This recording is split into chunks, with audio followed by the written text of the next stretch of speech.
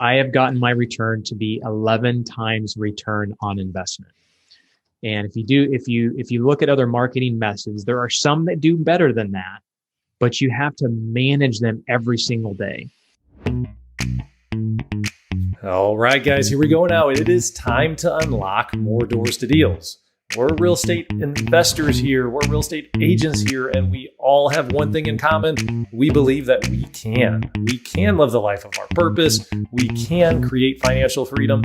We can build a better life for those that we love, and we can live the life of our dreams. I don't care if you're trying to do your first deal or your 500th this year.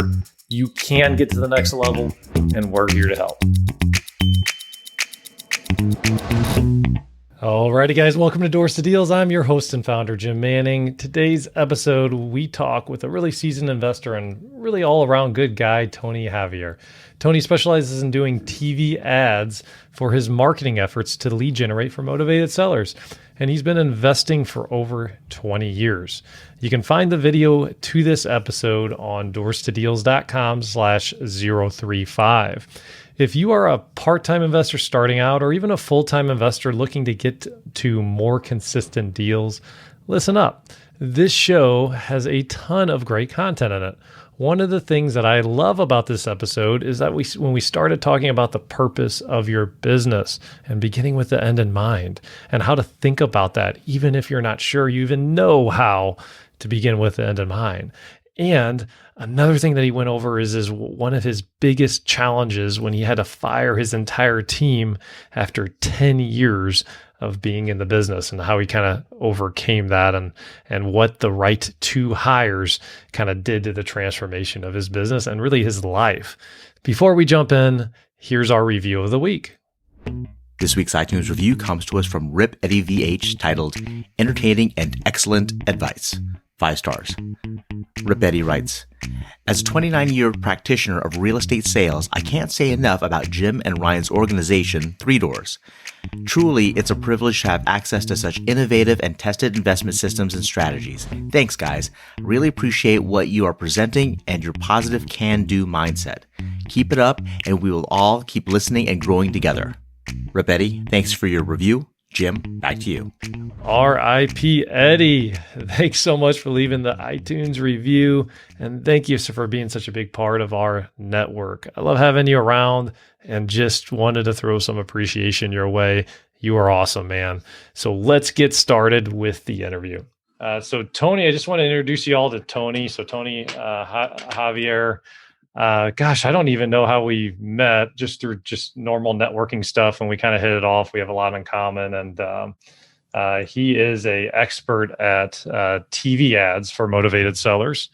And then also you've been doing this for over a decade, right? I think you've been doing this a while. How long have you been doing this for? Well, I've been in real estate for 20 years, been doing TV for almost 10 now. Okay. So over 20 years. So I'm at year 13 now, being a real estate and an investor, and you're doing 13. So you got a whole 7 years on me. That's cool. Where did you start this when you're like 15? Like how old were you when you? Yeah, exactly, man. You did some good math there. It's actually not far off. 21 years old. I started in college. Oh, wow. And, I dropped out of college at 23 with 9 hours left to graduate and started my business full time. So why don't you, since I kind of know you, why don't you just kind of give like a little bit of a background on your, kind of your story, how you got into real estate because we got a lot of people on here that haven't met you yet. Yeah, no, thanks for having me. I appreciate it. Like Jim said, we met recently within the last, 6 months or so, and a lot in common. We have both have businesses that run without us for the most part, which I love meeting other business owners that have been able to do the same thing, which is not easy. Like I said, I started 20 years ago, bought a info product on TV called No Down Payment by Carlton Sheets. $199 product, bought it late night infomercial, got the product, started using it, and just started buying deals with no money down. So from day one, used other people's money to start buying deals. And went through a lot of struggles my first 10 years, grew the business very quickly, but had a lot of people issues, had a lot of People not showing up, hiring the wrong people, just having the wrong team members, not having the right systems in place. And so I hit a breaking point about 10 years ago, about 10 years into the business, and just decided to fire my whole staff for the second time. Started all over, started hiring some really good people, brought my sister on board, and just made a decision that I was going to have a business that ran without me. There's something that triggered me to do that because I was not happy with the way things were going. So I knew I needed good people in place. So from 2010 or 11 to 2014, I just worked hard at getting great people in place. And before I knew it, I was able to step out of the daily operations of my business and moved. And now I live in San Diego. So I invested in Wichita, Kansas. So I get to buy cheap real estate in Wichita, Kansas, but live in sunny San Diego and enjoy the weather and lifestyle out here. So 2012 is when I started TV commercials. Actually, technically, I started 2005. 2005, I ran a commercial. I paid $3,000 a month. And I kicked myself because at that time, that was a lot of money. So after 3 months of not finding a deal, I turned it off. And sure as heck, right when I was getting ready to turn it off, I got a lead, made money, but I still got scared and decided not to continue with TV commercials. It's one of the biggest mistakes that I made in my career because there were 7 years of motivated sellers and branding that I missed because I got scared after that 3 months. So 2012, I ended up starting commercials again. And within the first month, I popped a $35,000 deal. And I've been doing TV commercials since then. There's so many benefits to TV that I'll get into here in just a little bit. But over the last 8 years, TV has been the most consistent form of marketing. It's been the best brand awareness. I mean, there's so many different benefits to TV that I can get into. Is there anything else you wanted me to cover, Jim, before I kind of jump into the benefits of TV if people want to? Yeah, I mean, let's spend a little bit more time on your story because I think we kind of just brushed over a decade worth of work, and I think think it'd be really valuable to talk a little bit more on it. So when you were just getting going, like what would you say like your biggest kind of challenge was that you had to figure out to getting to more like consistent deals, consistent paychecks from when you started? Yeah. So I think the people thing is the biggest thing. Like I just kind of touched on, people can make or break your business. If I compare the first 10 years of my business to the second 10 years, it's almost night and day. It's like the first 10 years I had people not showing up. I had people stealing. I had, drug addicts, like all kinds of different people. Like I just wanted the cheapest labor in the beginning and I didn't know how to find or attract good talent.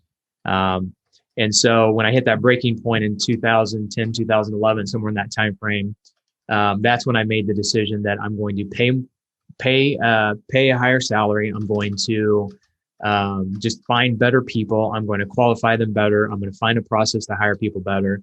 And now when I hire someone, I have like a whole process that I go through to make sure they're the right person. I, do behavioral profiles. I have my team interview them as well. I make them go through a whole application process. I don't just pick up an application and call them and start the interview process. I make them fill out a whole form on Google Docs to make sure that they know what they're getting into and qualifying them. And that's been the thing. And so right now I've got a really good team of people that do a pretty good volume of deals. I spend about 3 hours in my business because I have those good people in my business. Processes and systems have to do with that as well. So I've spent time developing processes and systems. They're not perfect, but I would say they're, better than 90% of what most people have. And that goes, people goes all the way to like you, Jim, having people in your sphere that you can bounce ideas off of, that motivate you, that inspire you. I mean, the volume of deals you're doing, Jim, is insane. And so, just hearing that number, anytime I hear someone doing a higher level of business that I'm doing, I don't necessarily have to get to that level, but it motivates me and inspires me to step up my game that much more. So employees, I've got unbelievable private lenders that I can send an email to, and within 24 hours, I can have the money. employees that trust me, that I built a great environment for, that love to come to work. So I think, people coming into this, they think it's all about money. It's all about doing deals. It's all about X, Y, Z. But when you get into the business, you realize it's a much different game. It's, how to become more fulfilled with yourself. I think that's one of the other big things that I realized that I needed to do was the business wasn't just a money motivator. It's more of a purpose now. It's more creating an environment for people to want to work. When I do my masterminds and do all those other things, it's really the fulfillment that I get from that way outweighs any kind of money that I can make in real estate. So for those that are just starting out, I would say surround yourself with really good people, get a mentor. If you could go work for someone else that's doing what you want to do for a period of time, go learn from them. When I started jumping into it myself, and people ask me all the time, what would you do different if you could do something different when you first started? And coming out of college, I would have gone and worked for someone else that was doing what I wanted to do, so I could learn from them and their mistakes and make money at the same time, and then utilize them and or other people as mentors to alleviate a lot of the pain that I went through the first 10 years. Because that was the other thing, the first 10 years, not only did I have not really good people, but I tried to do everything myself. I tried to figure out everything myself. I thought that if I asked for help, it was a sign of weakness. And granted, back 20 years ago when I first started, we didn't have Zoom where we could just jump on a call with someone, really easily somewhat face to face. We didn't have Facebook where you could just post a question out and ask, something. So it was a much different world 20 years ago. It's a lot, the access to information and connection is a lot easier. But it's been a long journey for 20 years. And, I wouldn't change it because, you go through struggles and the struggles are what make you stronger.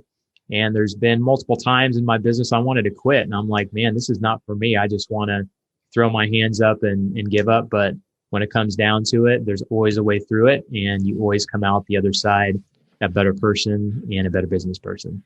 So I love it. So there's a lot to unpack here, guys. Like literally, as I'm taking notes, there's just a lot of, I call them golden nuggets. Like there's a lot of nuggets with what you just said, right? So, here's an interesting thing, and I didn't realize this. I do really enjoy talking with people that are newer because it kind of gives me more, it helps me keep perspective, because when you've been doing this for a while, you just kind of forget. And I had a conversation with someone that was in corporate America, and he wants to buy rentals. And he said, well, I get this whole purpose thing. I get the beginning with the end in mind, but how am I going to do it? Am I going to wholesale? Am I going to flip? Like, what exactly am I going to do? And what I told him is, I said, how you get there doesn't actually matter. When you have a business, the business's job is to design it around what you want out of it, what you want that purpose to be. You don't have to know how you're going to get there. Like when you said, if you're traveling and you said that you're going to Miami, Florida, and I live in St. Louis, I have to know that I'm going to Miami, Florida to get somewhere, but I don't have to know every single turn along the way. I have a GPS for that now. Or in the old days, we pull out a map and we kind of map it out. It would be a little bit more work, right? But you don't have to know every single turn up front, but you do have to decide up front and begin with end in mind on exactly what the purpose of your business is. Because here's what happens, guys. When you have, when your vision is not clear, then every idea that anyone throws at you, if you go to YouTube University and you learn about bandit signs, you learn about pay-per-click, you learn about all these different strategies, you now don't have a tool to say yes and no to something. And everything sounds good. And then when you get hazy, then it's like you get an information overload and then nothing really happens. But flip that around. And if you get crystal clear and I'm going to buy 4 family rental properties, that's all I want to do. Because I want to get to $10,000 of passive income as quickly as I possibly can. That's the purpose of my business. Now, when you get into the how, it becomes a lot easier. It becomes easier to realize, okay, well, maybe bandit signs isn't my thing. Maybe I need to focus on wholesalers in that case. Okay. So like don't let even if you're new and haven't done this at all, don't let that stop you from beginning with the end in mind and creating what the purpose is of your business and what you need to get out of it. What Miami, Florida looks like. Okay.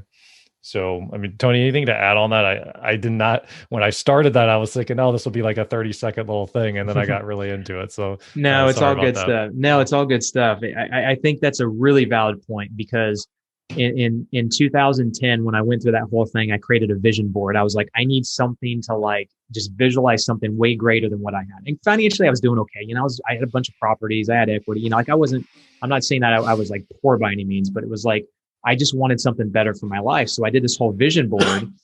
And one of the things, well, I did multiple things. So I'll tell you a few things. So one of them, I put Tony Robbins on the board. One of them, I put a picture of a family because I was single at the time, just been divorced. And I put a picture of an ocean view home, right? And so I'm thinking, I don't know when the family's going to be. I don't know when I'm going to have the ocean view home. And then Tony Robbins, I don't know, that was kind of a random thing I put in there.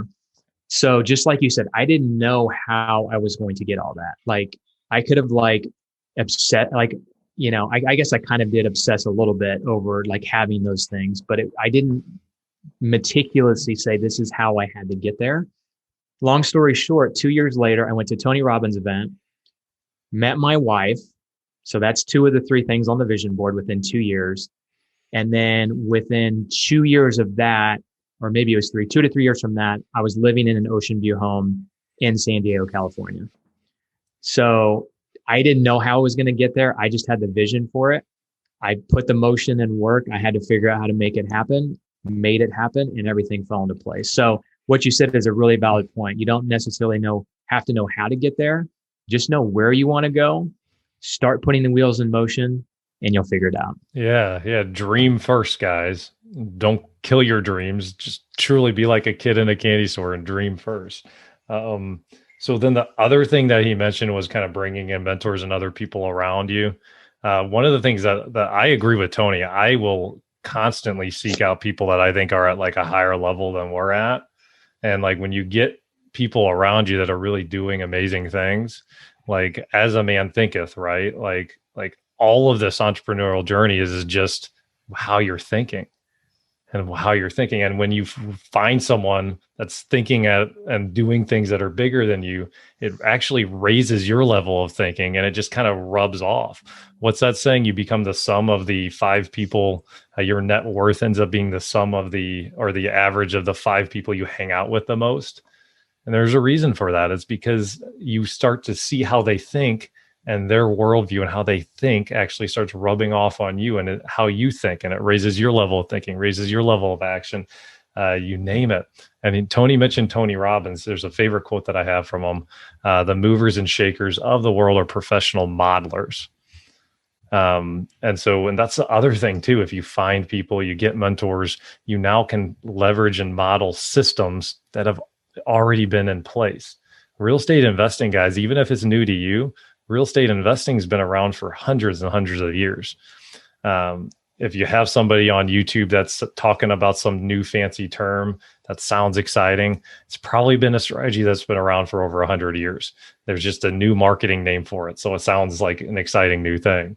And so anyway, so that's another benefit too. Like I will consistently, if I think something's better, it's like a keyboard, like Control C for copy and then paste. I'll try and like implement and copy models and systems in because that's such a faster way to do it. Because a lot of these systems, guys, they've probably already done 20 different things wrong over a decade worth of work. So you might as well just start your business off at a faster foot than going through those 10 years of trial and errors.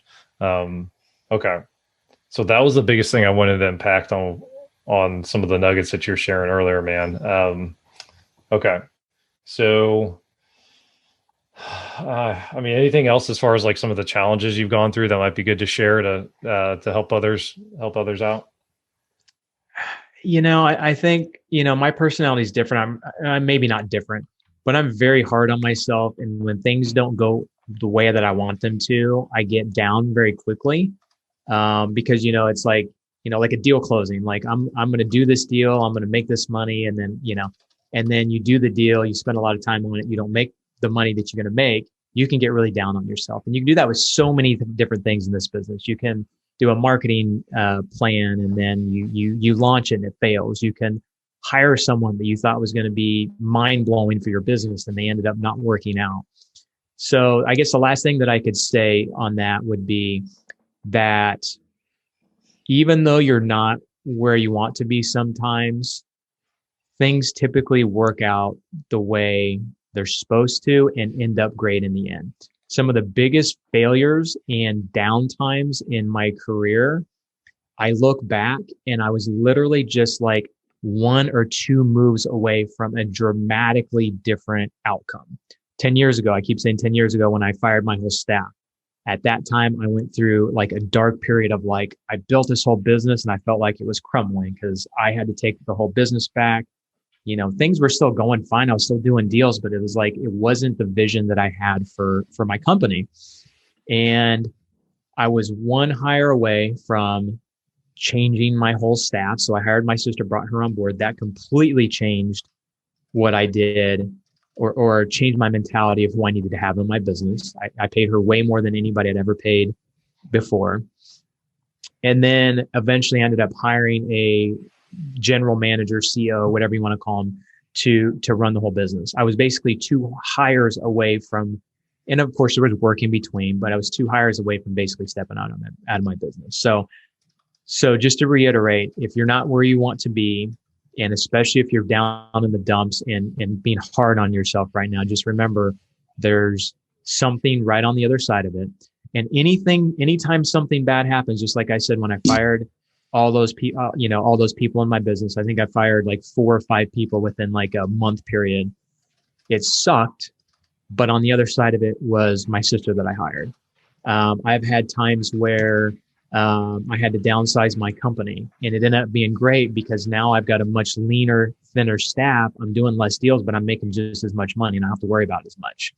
And I ended up forcing me to figure out how to make money in other businesses and multiple streams of income. Now I've got a bunch of different streams of income because I had one business that got shaky.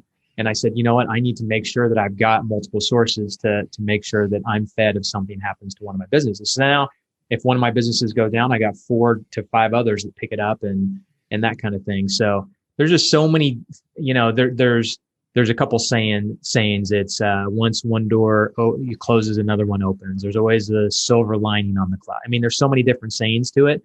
And I didn't really understand that until the last couple of years, when I started really reflecting on the past and realizing some of the worst things that happened in my business were the best, because there was always something on the other side of it that was much bigger and better than what I had before. So we talk a lot on mindset and how you think, because that is really the whole thing, guys, is if everything starts within your mind and within how you're thinking. So I want to pull out this, guys, for those of you that are listening. Tony's an elite level performer across the nation, right?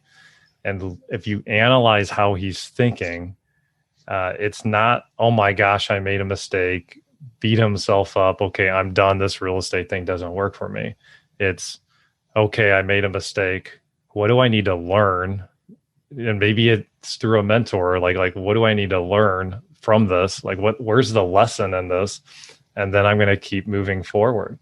And I think that's a mindset, guys. Like there's 2 ways to view your life. Okay. This is going to get a little abstract. Okay. I believe that we all have souls. My faith and belief in God's very important to me. And we also have a physical part to our nature, right? Like we're here, we're alive, we get hungry, we have emotions.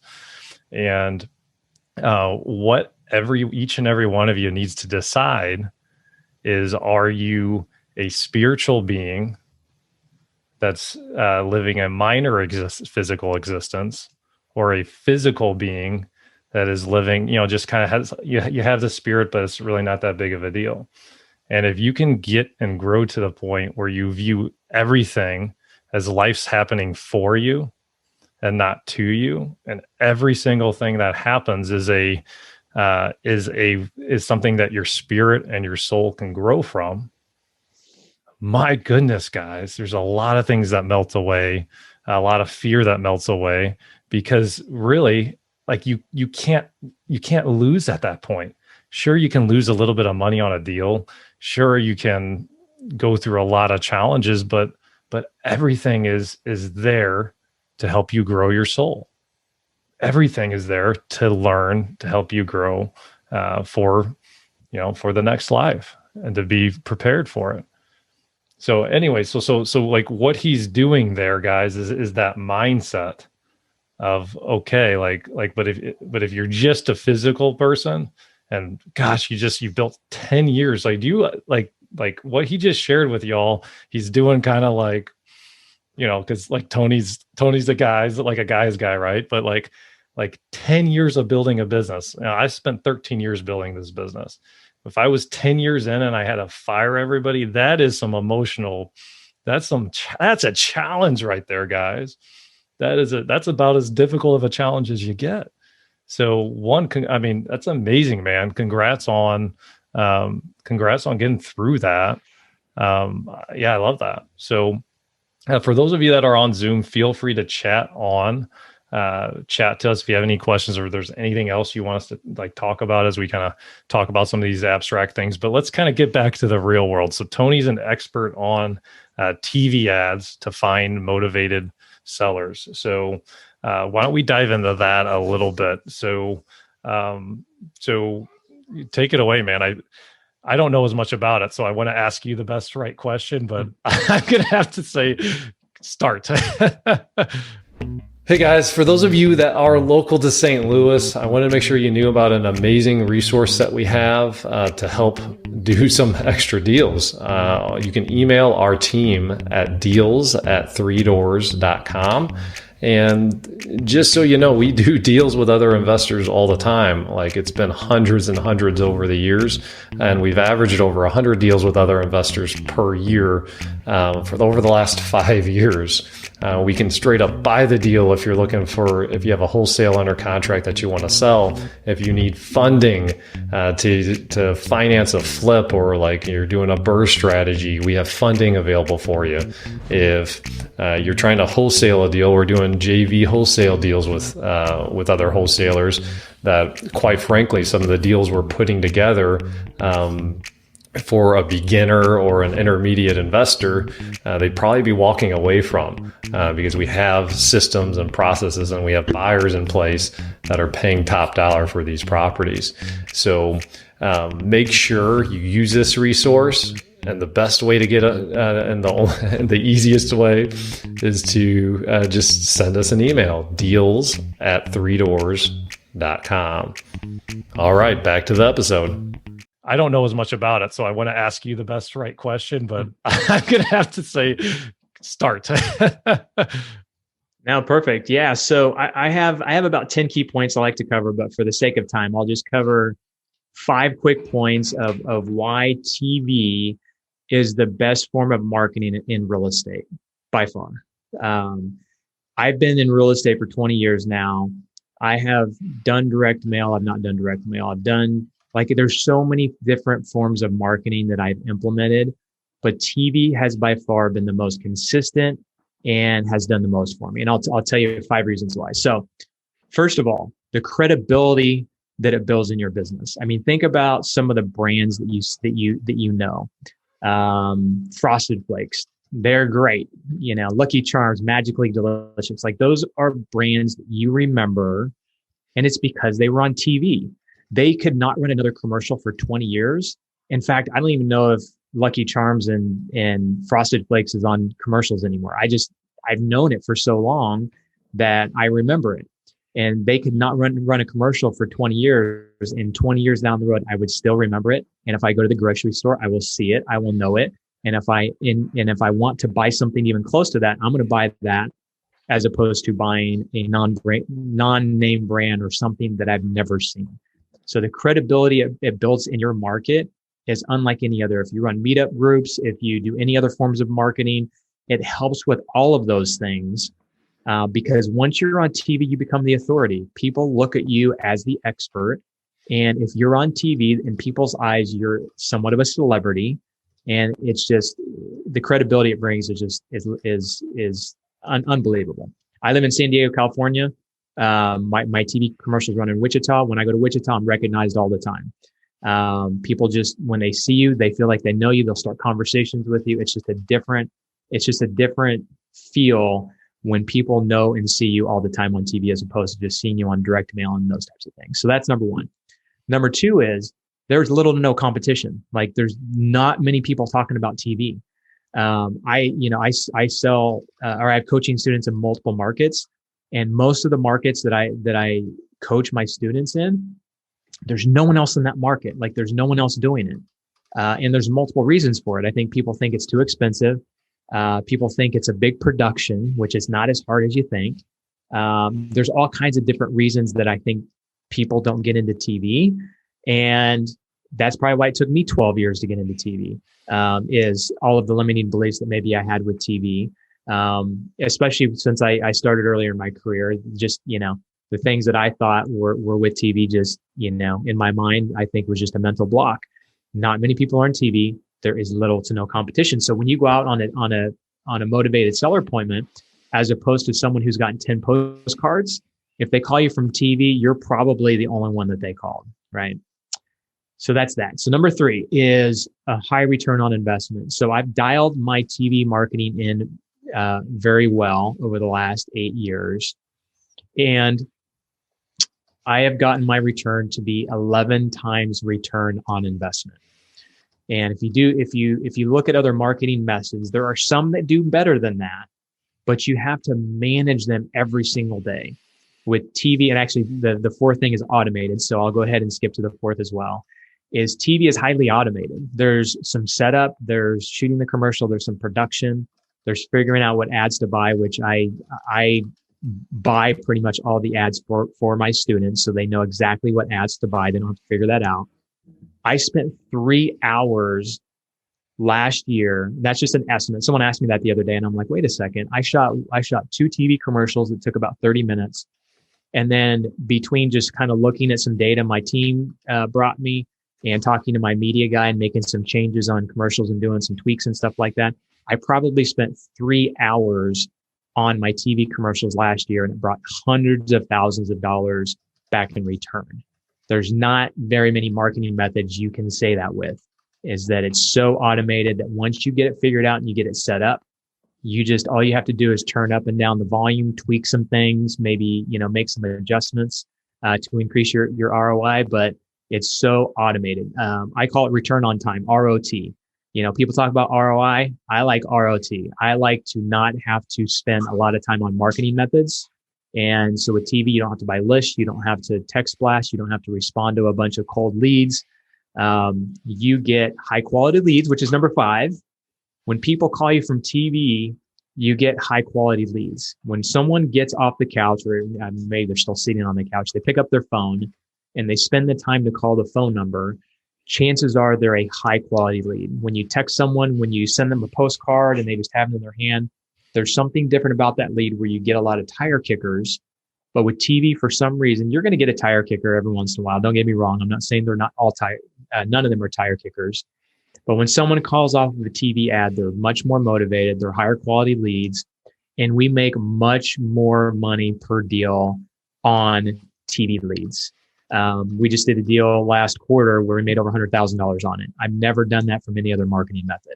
And this is Wichita, Kansas. Our median price point is $140,000, right? These aren't $1 million houses. These aren't $500,000 houses. These are, lower priced houses. And then I'll just throw in a bonus for you. Another benefit is it helps you close deals easier. So if you look at, direct mail or cold calling, those types of things, the seller has no idea who you are other than what you just presented in front of them. When you're on TV, like I said, you have credibility. So people are going to trust you more. People are so skeptical these days of getting scammed, of bait and switch, of all kinds of different things. But when you're on TV, there builds another credibility factor that even if they didn't see you, even if they didn't call you from TV, like we've had people call us from postcards and say, we got 5 postcards. We called you because we noticed your brand and we called you first. so that we could see what you had to offer, and we got that deal locked up before they called the others. It's so much easier to close those deals because they feel like they know you. It's kind of like someone saying, going back to the branding of, Tony the Tiger and Frosted Flakes. If someone said, I invented or started Frosted Flakes, you would be like, holy cow, that's amazing. But if someone said, I invented ABC cereal and you never heard of it, you'd be like, okay, whatever. That's not that big a deal. There's something about it that just helps you close deals easier when they know your brand, they know you on TV, and they've seen me for 9 years now. So I have a lot of credibility in the market. So those are the main points that I wanted to cover. There's many more, but for the sake of time, those are the main benefits that I like to cover without answers. That's great. Yeah, that's great, man. So as far as pulling it off, what are some of the kind of like the steps you recommend, or some of the lessons you've learned from having done this for over a decade now? Well, you mentioned it earlier. When I first started in 2005, I didn't have any data. I didn't know what the heck I was doing. I just totally produced a random commercial myself. Ended up making a little bit of money. Like I said, I pulled out because I got scared of spending the $3,000 a month. And then in 2012, the same thing happened where I just started all over. I didn't have any data other than, what I experienced 7 years before.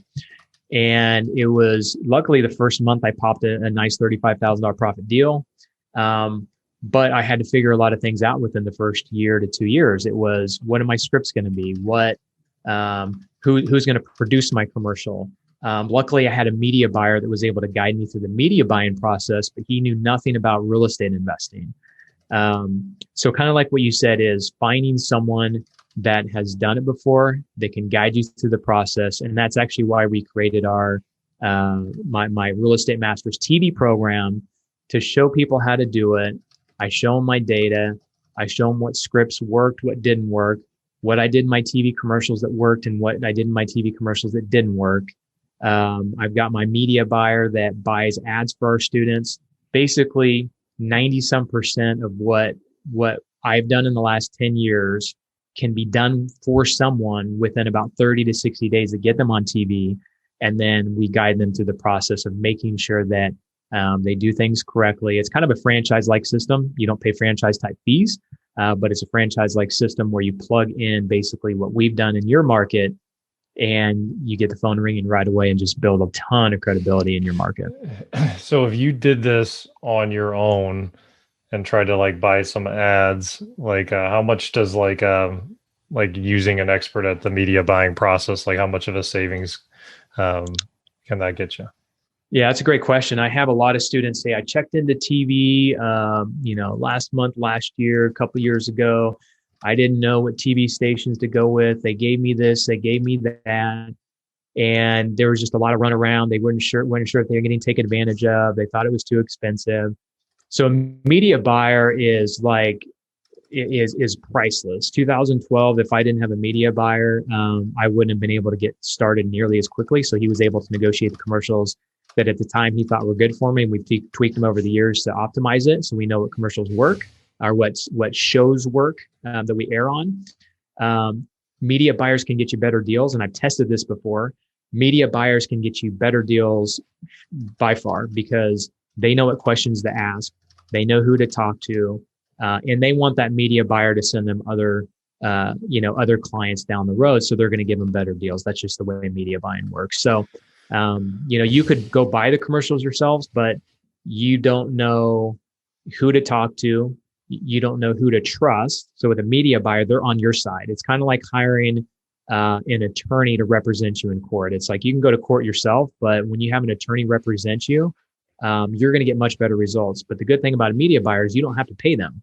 The stations end up paying them. So really, it's not anything out of your pocket. So media buyers are priceless, whether you're, with any kind of media that you're doing, especially TV, you want to have a media buyer on your side. Okay. And it's within the best interest of the TV station because the media buyer may have 10 other clients that they can send them business. And that's kind of how that works, correct?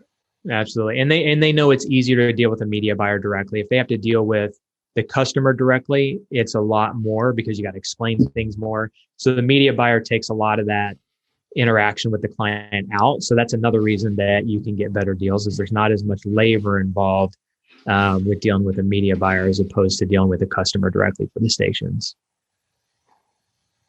That's great. So anybody listening in on Zoom, if you have questions, chat them on in as well. So walk me through, so you get the TV commercial up, it's about a 30 to 60 day process. Then like what type of like phone system do you use? Like, are you using like a call rail or anything like that? Or like how are you setting up to make sure you're taking advantage of every lead that you can? Yeah, definitely. You have to have really good tracking in place to make sure you know what your return is. You need to know who's calling. You need to know whose missed calls you have so you can call them back right away. So for experienced investors, they know this, right? So right now we're using CallRail to track all of our calls. And then we have our own internal CRM that we built out through Trello that works for us. But we just are switching over to RE Simply. That's Simply with an I, RE Simply. And that is a CRM that is basically like Podio, but it's built out for you. So it's got all the functions of Podio. The automatic text, the automatic follow-up, be able to track leads effectively, send them emails, all that good stuff, send contracts through, signature blocks and stuff with DocuSign, kind of a system. So yeah, you've got to have all that set up in the back end as well. Because if you don't know where the calls are coming from, if you're not tracking them, if you're not following up with them, you're not doing a good job of handling your leads. It doesn't matter how much the commercials get your phone ringing, you're not going to be able to convert leads. Gotcha. Yeah. So one of the things that when I was setting up, so we use Podio right now, and we're using a system called Smartphone. I would not recommend. Podio was really the best tool around when we started using it about 5 years ago. If I was starting out and I didn't have a CRM, I would not choose Podio. There's REI Simply. There's REI Blackbook does some amazing things. There's several different tools out there that are really more designed to be a little bit more turnkey than Podio. Because like Podio, we spent over $50,000 now developing that over the years. So it does a lot of cool things. Like it's good for us. And if you're just starting out, yeah, I definitely wouldn't use Podio. So that's nice. And then like the other thing, like the way the call tracking works is just make sure you have like one phone number dedicated. This took me a lot of time to figure out. I was like, well, how do I get this stuff tracked right? And like if you have one phone number dedicated for all of your TV ads, when that calls in, and CallRail is a really good system, like it knows now that the only way they got that number was from the TV ads. But if you use that TV ad number also on bandit signs or also on different marketing channels, that's where it's like, well, shoot, now I have to remember to ask them, where did you come from? And then maybe they don't even know. Sometimes people are like, oh, I don't remember. I just wrote your number down. So that's kind of a nice little trick as well. So how many leads like are you getting typically in any given month for your core business? I know you're working with students right now. Yeah. So for your own business. Yeah, I get that question. Honestly, I'm not a huge data guy, so I can't tell you exactly how many calls we get. For me, I'm a bottom line guy, so I like to know my return on investment. Like a lot of people track their call per lead, which we do as well. Cost per lead, and we do that as well. So the cost per lead seems to be anywhere between $150 to $250 cost per lead. And I know that my return on investment is 11.2 times. So that's the main thing that I track is what comes to the bottom line. So for me, it's more what is the return when it comes down to it? Because I don't mind paying $1,000 a lead as long as the ROI is there, right? So for me, I look mainly at the ROI. To answer your question, I don't have the exact data of exactly how many calls we get. I just know what our cost per lead is, and I know what our ROI is at the end of the. So 11 times is really good. So like typically, like the general rule of thumb is to try and get it over 3 times ROI.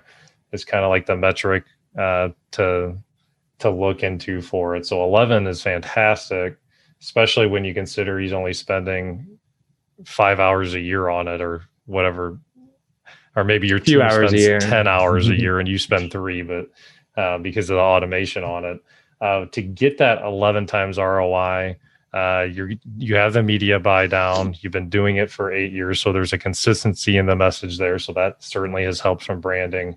What are you guys doing really, really well on the sales side of things once the lead comes in? Because it feels like you're doing something really well there too with your sales team. Like, how's that? Yeah, I've always been a proponent of answering the phone. If you can't answer the phone, call them back right away, especially if it's a missed call. I learned that like 15 years ago when I first set up a call tracking system. I don't even know if that tracking system is around anymore. It's called Vobrae. I'd have to check that out. But that's the first time that I had put a tracking system in place. And within like a few months, there was a day that I was inside the mall and I didn't get reception, which doesn't happen very often. And when I got out of the mall, I had a notification that I missed call. Had I not had that tracking system, I wouldn't know I missed that call. I called them back right away, went out the next morning, like 9 o'clock in the morning, and got that deal under contract and made over 20 grand on that deal. So from then I've been hooked on like making sure our calls are tracked, making sure that we return missed calls very quickly.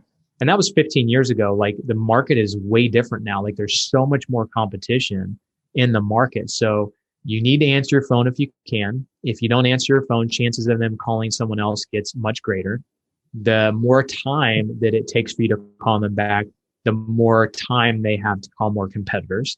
So for me, I like to have my team answer the phone if they possibly can. If it's a hot lead and we know we can buy it and they have enough equity in the property for us to buy it, our rule is to get out within 24 hours. Obviously, some sellers may, not be available for a few days, but I push my team to try and get them out within a 24-hour period because we know when they call, they're the hottest, and every single minute that goes by, they can get less and less hot, and it's more likely for them to find your competition.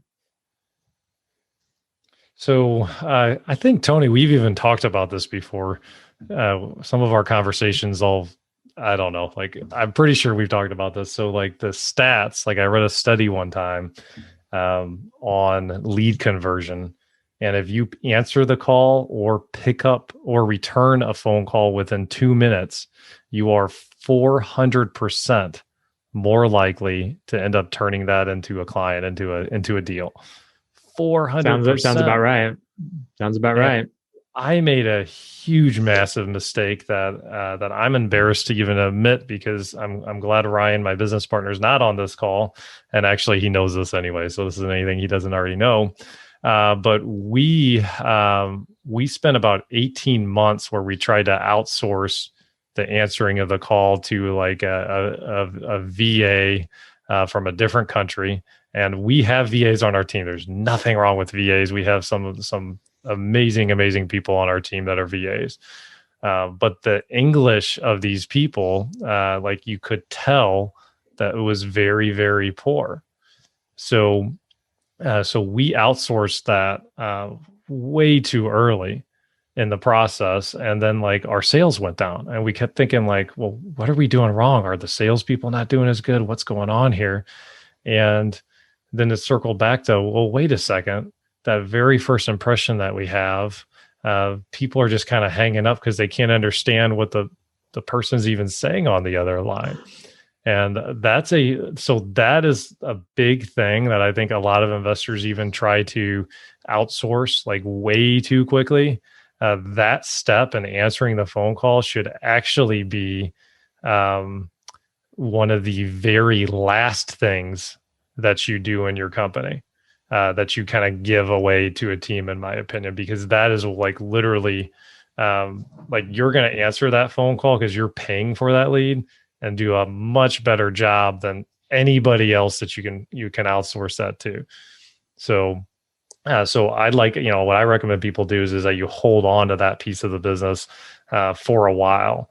And I mean, I haven't answered the calls in years, but we made that mistake and it cost us hundreds of thousands of dollars. Yep. Yeah. Okay. So, and then you just have a normal sales process, like one of your team members goes out there and, I mean, how many acquisition people do you have on your team? I just have one. I mean, we're in Wichita, Kansas. We do a pretty good volume, but I've got a really good acquisitions person. And so, not to step over what you just said, but I did outsource to a VA recently. So what happened was I didn't do it on purpose. I actually hired a VA. She was like, I could just tell when I interviewed her, like I hired her on the spot. Like you could just tell, like in her eyes, like she was, like she just, had this good energy. Like you could tell she was excited to talk to me, and like she was just so excited for the opportunity to be able to interview. And then, I don't, whatever else brought excitement to her. I can't remember what it was, but anyway, I hired her on the spot. And so I hired her for a bunch of admin stuff. I was just giving her random stuff. And then I realized that she had call center experience and she spoke really good English. Didn't have, like, if you didn't know she was in the Philippines, like if you didn't know, you wouldn't know she was in the Philippines. Like you would say, okay, she's got a little bit of an accent. She's maybe foreign, but like you would not know she's like out of the country answering phones. So I tested her. I'm like, okay, let's start sending you some leads and see how you do. And she's blown it out of the water. Like she's answering the phone. She's converting deals. She's setting up appointments. She shows up every day. Like she's been phenomenal. So I'm not 100% disagreeing with what you said. If you outsource to someone that doesn't care, if you outsource to someone that has a really thick accent that like people are going to be like, I can't understand you half the time, which I've had people that I've talked to on the phone that's been that way. That could be a nightmare. But yeah, and for the record, we have outsourced this, but you better make sure you do it right, and you better make sure you're managing it very closely when you start. And then obviously that person can gain more trust and everything like that. What we did was we just said, oh, well, it's something to outsource. Let's just, here you go, there you go. And here's the keys to the car. We're going to go work on other stuff. And, and that it took us a whole year to figure out what we messed up. So, because we were moving so fast. But yeah, so and yes, you can find someone like Tony was saying but you just have to make sure that they're that right, perfect fit and really have that is a key hire on your team. There's no question about that. Yep. So we're kind of getting close on time. I mean, is there anything else like from the TV perspective that we haven't gone over that we need to make sure we fit in? If you want to apply, we're launching on a pretty big platform here pretty soon. That we're probably going to sell out a lot of markets in the US. So if you want to go to realestatemasterstv.com, you can find more information about our TV program. Basically, we will do 90% of the work for you. We've got all the scripts. We've got the production team. I've got the media buyer. We've got the program that teaches you everything we've done over the last, 9 years or so. Again, what's worked, what hasn't worked. So if you want to go to realestatemasterstv.com and apply, see if your market's open. And, I'd love to help you do some deals. We've got students that are getting really good results right now. And I love that side of the business because people are, even people that have been in the business a long time have never really thought about TV. We're getting them on TV and getting them results. So it's something that I love doing, and I'm passionate about it because it's something that's transformed my business, has built a ton of credibility, and has opened up doors with private lenders and contractors treat you differently. Like I said, there's so many other benefits that I didn't get into of TV that I could probably spend another hour on, but for the sake of time, just know that if there was one thing in my business that if you took away from it, besides the people, that would greatly affect my business, it would be TV. We're doing deals every single month off TV. It's helping all of our other forms of marketing, and has helped us raise money and do a lot of other things. So I can't speak enough about it. That's awesome, man. Well, thanks for your time. Appreciate you hopping on this. So Tony Javier and realestatemasterstv.com. check it out. And you might be able to hear my 2-year-old in the background that just came in the door. You gonna put him to work here? Yeah, it's a wonderful thing. All right. Well, Tony, thanks a lot, man. I really appreciate you. Hope you have a good rest of the day. And I'm sure I'll talk to you sooner rather than later, man. Yeah. Thanks for having me, Jim. All right, guys, for this particular show, go to doorstodeals.com/035. Again, that's doorstodeals.com/035. Go out, live your purpose, and above all else, go after your dreams. Take care. Till next time. Thanks for tuning into this show. For more episodes and resources that will unlock Doors to Deals, check out our website, doorstodeals.com.